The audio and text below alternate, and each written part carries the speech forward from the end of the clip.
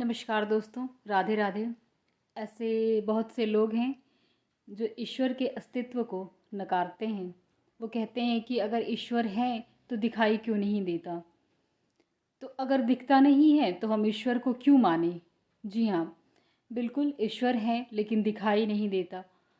और यह बात सिर्फ वही लोग कहते हैं जो नास्तिक हैं, जो ईश्वर में आस्था और श्रद्धा नहीं रखते हैं।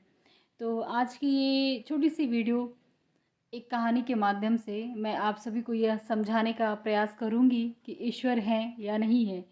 तो आप इस कहानी को ज़रूर सुनें। आज से बहुत समय पहले एक नगर में एक राजा हुआ करते थे। वह भी नास्तिक थे। तो उन्होंने अपने नगर में यह ढिंढोरा पिटवाया कि आप सभी लोग जितने भी नगरवासी हैं वो ईश्वर की पूजा करते हैं और ईश्वर को बहुत मानते हैं। तो आप सभी मुझे यह बताएं कि अगर ईश्वर है तो दिखता क्यों नहीं है, और अगर ईश्वर दिखता ही नहीं है तो आप में से कोई भी व्यक्ति ईश्वर की पूजा नहीं करेगा। जितने भी नगर में मंदिर हैं उन सभी मंदिरों को तोड़वा दिया जाएगा। और उन्होंने इस प्रश्न का जवाब देने के लिए लोगों को 3 दिन का वक्त दिया। और उन्होंने कहा अगर 3 दिनों में आप सभी इस प्रश्न का उत्तर नहीं दे पाएंगे तो जितने भी मंदिर हैं उन्हें तोड़वा देंगे और आप सभी उसके बाद मेरी पूजा करेंगे। अब नगर में ढिंढोरा पिटा गया और सभी लोग परेशान हो गए कि अगर ईश्वर है तो दिखता क्यों नहीं है, कहाँ दिखेगा ईश्वर, ईश्वर को दिखाओ। सभी लोग परेशान हो गए। बहुत से लोग इस प्रश्न का जवाब ढूंढने में लग गए, पर किसी को भी इस प्रश्न का उत्तर नहीं मिला कि अगर ईश्वर है तो दिखता क्यों नहीं और है कहाँ। तो उसी नगर में एक गरीब व्यक्ति रहता था। उसकी एक छोटी सी लड़की थी जो ईश्वर में काफ़ी श्रद्धा रखती थी और बहुत ही समझदार थी।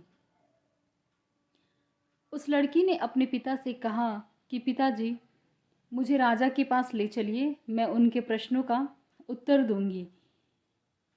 उसके पिता ने कहा कि बेटी, तुम इस प्रसंग से दूर ही रहो तो अच्छा है, क्योंकि वह राजा नास्तिक है, उसे बहुत जल्दी क्रोध आ जाता है। अगर उसे क्रोध आ जाएगा तो वह सभी मंदिरों को तोड़वा देगा। और हम लोग यह प्रयास कर रहे हैं कि कोई ऐसा व्यक्ति आए जो इन प्रश्नों के उत्तर दे सके जो राजा ने किए हैं। तो लड़की ने फिर जिद किया कि नहीं पिताजी, आप मुझे राजा के पास ले चलिए, मैं उनके प्रश्न का उत्तर दूंगी। तो लड़की की जिद से हार मानकर वह व्यक्ति राजा के दरबार में उस लड़की को लेकर गया और वहाँ पर ये बताया गया कि एक छोटी सी लड़की आई है राजा के सभी प्रश्नों का उत्तर देने के लिए। सभा बैठी और सभी सभासदों को बुलाया गया। दरबार लगा, राजा बैठे।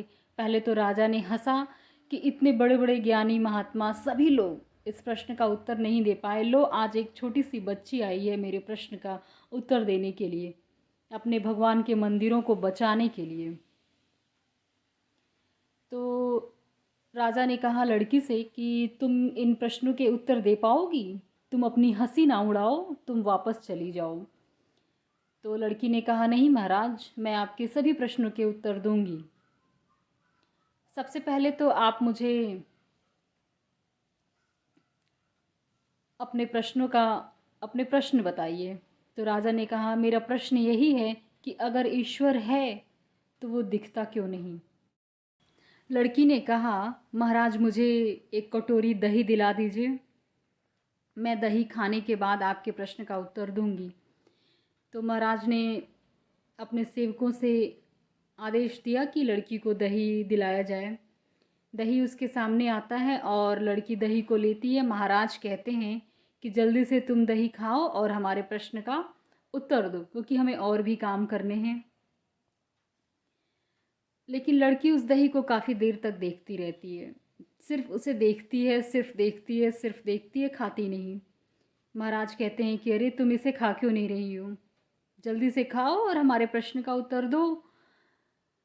तो लड़की कहती है कि महाराज, आपके प्रश्न का उत्तर इसी में है, इसी दही में ही है। महाराज कहते हैं वह कैसे। लड़की कहती है महाराज, मक्खन कैसे मिलता है। तो महाराज कहते हैं दही से। तो कहती है लड़की कि अगर दही से मक्खन मिलता है तो मक्खन हमें दिख क्यों नहीं रहा। तो महाराज कहते हैं कि जब हम उसे मथेंगे दही को तभी हमें मक्खन मिलेगा। लेकिन मक्खन है, दही में ही मक्खन है। तो लड़की कहती है ठीक उसी प्रकार महाराज, जैसे हम लोग जब तक महेंगे नहीं दही को मथानी से, मथेंगे नहीं, तब तक हमें मक्खन नहीं मिलेगा।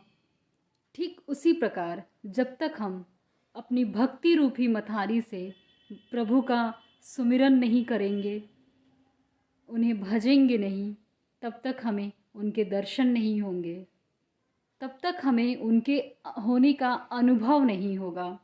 जैसे दही में मक्खन है, दही से ही मक्खन मिलता है। जैसे दही में मक्खन है मगर वह दिखता नहीं, ठीक उसी प्रकार इस संसार में ईश्वर हैं मगर वो दिखते नहीं।